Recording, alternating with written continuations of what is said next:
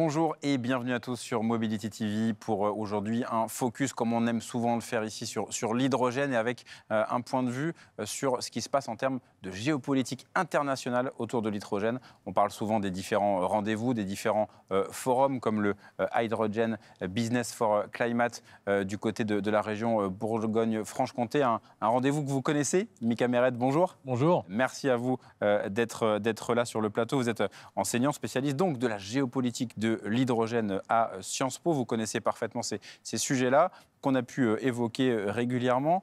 Et ça bouge tellement qu'il faut être attentif à tout ce qu'il se passe. C'est pour ça qu'on avait envie de faire un petit focus avec vous, notamment quand on parle de région Bourgogne-Franche-Comté, terre d'hydrogène, écosystème local, mais très vite, on sent qu'on se projette au niveau, alors évidemment national, mais même très vite européen et mondial. C'est vraiment un enjeu pour les entreprises, notamment, qui s'implantent, de très vite penser à la suite, à l'après. Alors, pas pour tout le monde. C'est-à-dire qu'effectivement, il y a un certain nombre d'entreprises qui, de par leur taille ou de par leur marché, vont plutôt avoir une vocation très française. Maintenant, effectivement, beaucoup de pépites françaises ont vocation à se projeter à l'international. Il y a une raison simple à cela. C'est que, d'une part, sur le marché français, le marché adressable a une certaine limite. C'est-à-dire qu'à l'horizon 2030-2035, on parle d'un marché adressable en France de l'ordre de 1 million de tonnes par an, d'hydrogène, bien sûr. Hydrogène sous diverses formes potentiellement, mais bon, 1 million de tonnes d'hydrogène, on va dire en général. Le marché adressable, ne serait-ce qu'en Europe, c'est presque 15 fois plus à l'horizon 2030-2035. C'est ça. Donc à partir de là, quand on est une petite boîte française, une ETI française, ou même un grand groupe, on a vocation à parler international, c'est évident. Ouais. Et puis, plus ça bouge, et plus il faut être présent à l'international aussi, parce qu'il y a beaucoup d'évolutions qui se passent hors de nos frontières, qui vont directement nous impacter ici, qu'on soit dans des démarches de lobbying ou de sensibilisation vis-à-vis de l'étranger, ou pas. C'est ça, effectivement, ça fait partie des enjeux. Encore une fois, on parle du forum qui va se tenir à Belfort. Vous faites partie du comité d'experts, donc forcément, vous regardez de près ce choix des thématiques, des choses qui sont en train de se passer. Continent par continent, on le voit. Peut-être on peut commencer par un focus sur l'Asie. L'hydrogène, on parle beaucoup des batteries, des voitures chinoises, on parle beaucoup effectivement de la technologie de la batterie électrique. Est-ce que sur l'hydrogène, là aussi, il se passe des choses et ça peut aller très vite ? Et bien sûr, alors on pourrait se dire, le forum hydrogène de Belfort, pourquoi parler d'international ? Peut-être qu'il faudrait faire du régional. Non, évidemment. La plénière d'ouverture du forum de Belfort sera dédiée pour moitié aux questions économiques que vous évoquiez et sur lesquelles je vais vous répondre, et pour autre moitié sur les questions liées aux stratégies politiques mises en œuvre. Voilà. Alors, ce qui se passe en Asie, effectivement, c'est une frénésie, notamment dans le secteur de la mobilité. Ce qu'il faut bien avoir en tête, c'est qu'à l'échelle mondiale, aujourd'hui, le Japon, chaque année, publie plus de brevets que l'Europe tout entière ou que les États-Unis sur le secteur de la mobilité hydrogène. Mais il n'y a pas que le Japon, il y a évidemment la Corée du Sud, où là on a un plan gouvernemental très ambitieux qui fait que l'adoption de la voiture hydrogène, et pas juste pour la mobilité professionnelle, pour la mobilité personnelle légère également, est très accompagnée par le gouvernement dans une logique de décarbonation, mais surtout d'évolution de son industrie. En Chine, même chose.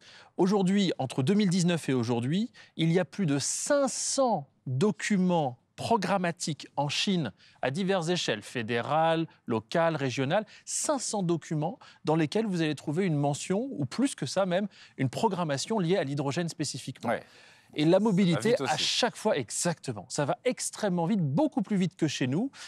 Et il n'y a pas que ça, il y a évidemment les entreprises françaises qui réussissent au Vietnam, qui réussissent en Malaisie, qui réussissent en Indonésie, je pense à Singapour ou encore aux Philippines. Ouais. Donc l'Asie, sans même parler de l'Australie et de Nouvelle-Zélande plus au sud, ou sans même parler de ce qui peut se passer en Asie centrale, comme au Kazakhstan par exemple, ça bouge énormément. Et donc ça, c'est vraiment, vous l'observez au quotidien avec des déplacements, justement, des échanges, des lieux de rencontre comme peuvent l'être les forums. Il y a aussi évidemment un continent dont on va dire un mot, les États-Unis, ou en tout cas, il se passe aussi plein de choses sur l'hydrogène, il y a pas mal de choses. Et puis il y a aussi l'IRA, dont on a beaucoup parlé, là aussi avec la voiture électrique, de se dire est-ce qu'on va accorder des bonus à telle ou telle voiture, tel ou tel constructeur, en fonction de où a été construite la batterie. Pour l'hydrogène aussi, il y a des enjeux. Bien sûr, et on le sait peu d'ailleurs, c'est un programme qui date de plus de 20 ans. C'est-à-dire que les États-Unis, au niveau fédéral, ont lancé le projet de la Freedom Car à l'époque, la voiture de la liberté à hydrogène. C'était 2002-2003, sous George Bush Jr., qui est connu aussi bien pour ses appétences pour l'hydrogène que ses appétences pour aller apporter la démocratie en Irak. Bon, au-delà de cette blague, qui n'en est pas tant une, on est 20 ans maintenant plus tard. Et 20 ans plus tard, effectivement, l'administration Biden est dans une démarche à travers l'IRA, le 45V, en particulier la section 45V au sein de l'IRA, de justement pouvoir faire en sorte de débloquer ce qui posait problème aux États-Unis, à savoir la production d'hydrogène, et d'hydrogène bas carbone. Et d'ailleurs, qu'elle soit verte à base de renouvelables, ou qu'elle soit à base de nucléaire, ou à base d'autres types de capacités, comme par exemple des déchets organiques. Donc fondamentalement, aujourd'hui, aux États-Unis, on est sur un pays qui est évidemment moteur.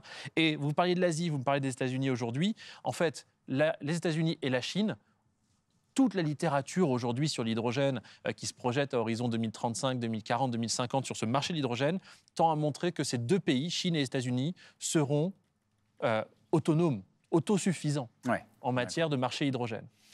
Donc le sujet aujourd'hui, c'est comment nous, Européens, qui ne serons pas autosuffisants ni en 2040 ni après, comment nous on peut se positionner. Et c'est là que les ramifications portées notamment par l'Allemagne, par les Pays-Bas, par la Belgique ou encore d'autres pays, mais de plus en plus également par la France aussi, avec l'Amérique latine, avec l'Afrique, le Moyen-Orient ou encore l'Australie ou le Canada sont particulièrement importantes. Effectivement, c'est passionnant. C'est pour ça qu'on avait envie de faire ce petit focus avec vous. Comme ça, on a bien l'image globale et c'est le genre de thématique clairement qu'on évoquera à nouveau sur ce plateau. Donc, un grand merci à vous d'être venu, Mika Mered, et on vous retrouvera forcément bientôt sur le plateau de Mobility TV. Merci.